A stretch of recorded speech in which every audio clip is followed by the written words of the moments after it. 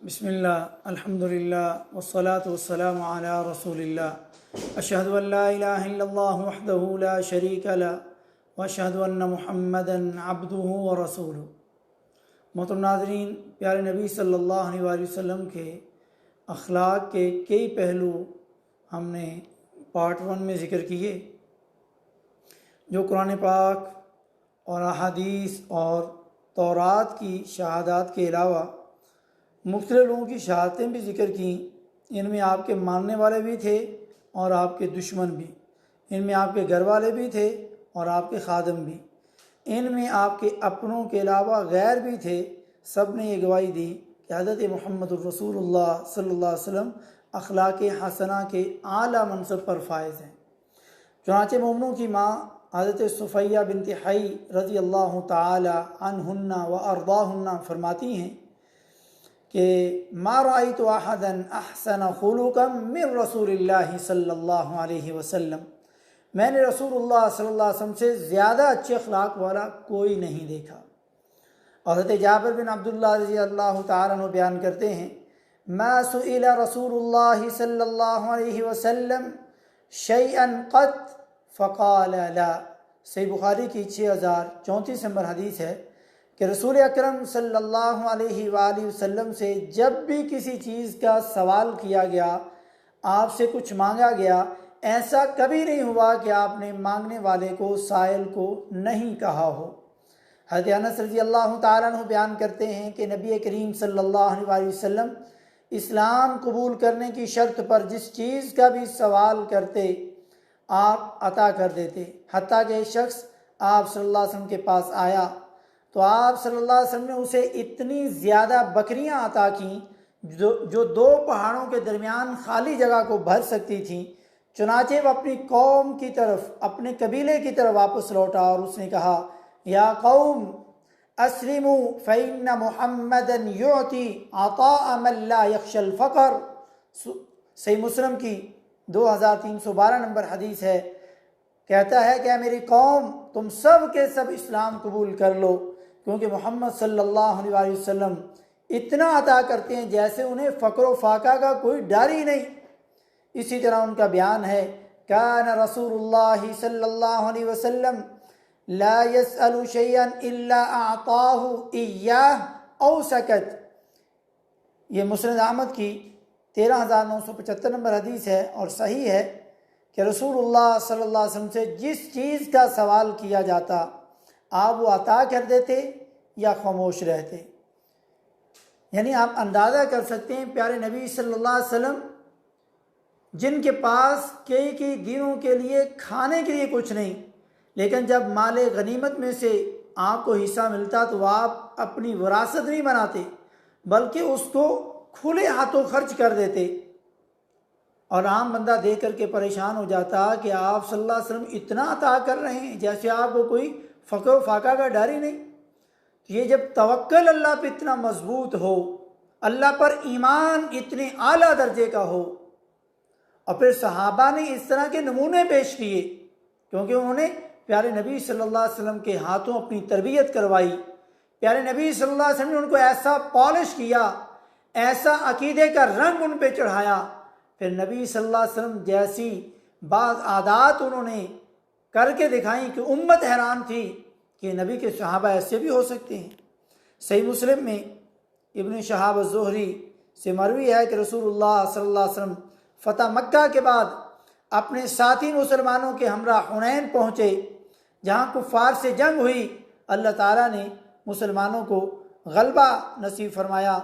उस दिन आप सल्लल्लाहु अलैहि वसल्लम ने सफ़वान बिन उमैया को 100 जानवर चौपाए दिए, फिर 100 दिए, फिर 100 दिए, यानी 300 चौपाए दिए।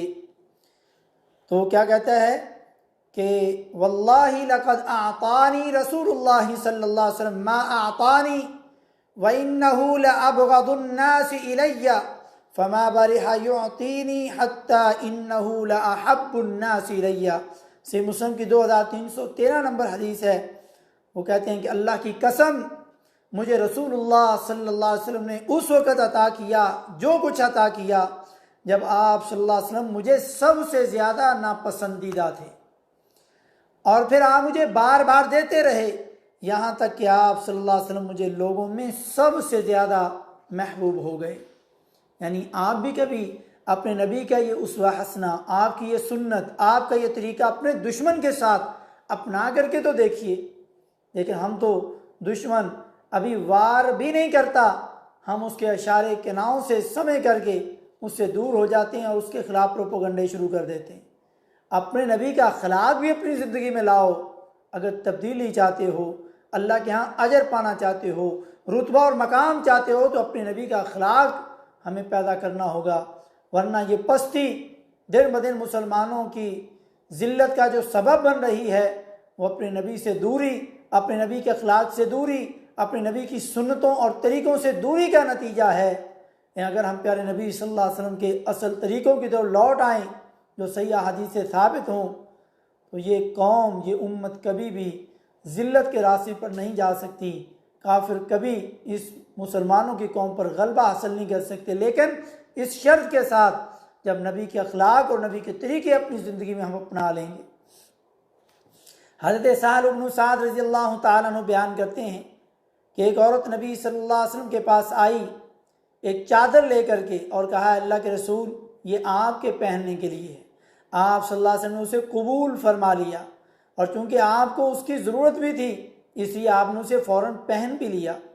उसके बाद सहाबा किराम रिज़वानुल्लाहि मजमाइन में से एक शख्स ने आपको वो चादर पहने हुए देखा, तो उसने कहा, अल्लाह के रसूल सल्लल्लाहु अलैहि वसल्लम, ये चादर तो बहुत अच्छी है, ये आप मुझे पहना दीजिए, कुर्बान जाइए। आप सल्लल्लाहु अलैहि वसल्लम हमारा ठीक है। बाद अज़ां जब नबी करीम सल्लल्लाहु अलैहि वसल्लम तशरीफ़ ले गए तो सहाबा किराम रिज़वानुल्लाहि मजमाइन ने उसे मरामत की और कहा, तुमने ये अच्छा नहीं किया, तुम्हें मालूम था कि नबी करीम सल्लल्लाहु अलैहि वसल्लम को इस चादर की ज़रूरत थी और उसी बिना पर आपने उसे कबूल किया था, फिर तुमने उसका सवाल कर डाला। ये तुम जानते थे कि आप सल्लल्लाहु अलैहि वसल्लम से जब किसी चीज़ का सवाल किया जाता तो आप उसे अपने पास नहीं रखते बल्कि साइल को दे देते। उसने कहा, रजौतु बरकतहा हीना लबिसहा नबी सल्लल्लाहु अलैहि वसल्लम लअल्ली उकफ़नु फ़ीहा। से बुखारी की 6036 नंबर हदीस है। जब नबी करीम सल्लल्लाहु अलैहि वसल्लम ने उसे पहना था तो मैंने उसकी बरकत की उम्मीद रखते हुए उसका सवाल किया था, शायद मुझे इसी में कफन पहनाया जाए। इस हदीस से साबित हुआ कि नबी करीम सल्लल्लाहु अलैहि वसल्लम सिर्फ ज़रूरत से बची हुई चीज़ें नहीं बल्कि अपनी ज़ाती ज़रूरत की अशिया भी तो लोगों को अता कर देते थे। ये अखलाक है इमामुल अंबिया, मेरे और आपके पीरो मुर्शद हज़रत मुहम्मदुर रसूलुल्लाह सल्लल्लाहु अलैहि वसल्लम का। और इससे ये भी साबित हुआ कि नबी की हयात में नबी के जिस्म पर लगी हुई चीज़ और आपकी हयात के बाद भी उससे बरकत लेना जायज़ है। जैसा कि आप सल्लल्लाहु अलैहि वसल्लम अपने बाल जब कटवाते या मंडवाते हज वगैरह पर तो आप लोगों में तकसीम कर देते, लोग उससे बरकत हासिल कर लेते और ये जायज़ है।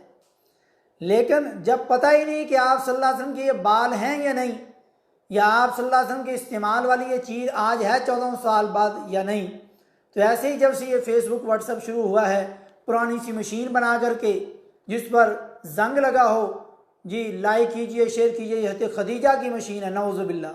ये नबी सल्लल्लाहु अलैहि वसल्लम के बाल हैं इतने लंबे, क्या नबी के बाल ऐसे हो सकते थे जो देखने में गंदे लग रहे हैं, फिर उसको खूबसूरत कपड़े में लपेटा जाता है, ये दीदार कर लीजिए। ये सब झूठ, फराड और धोखा है। और ये हमारे पाकिस्तान में कई जगहों में पड़े हैं, ईरान में पड़े हैं, अफ़गानिस्तान में पड़े हैं, इराक़ में पड़े हैं और पता नहीं कितने मुल्कों में पड़े होंगे। ये लोगों ने सिर्फ पेट और जेब के धंधे चलाने के लिए रखे हुए हैं।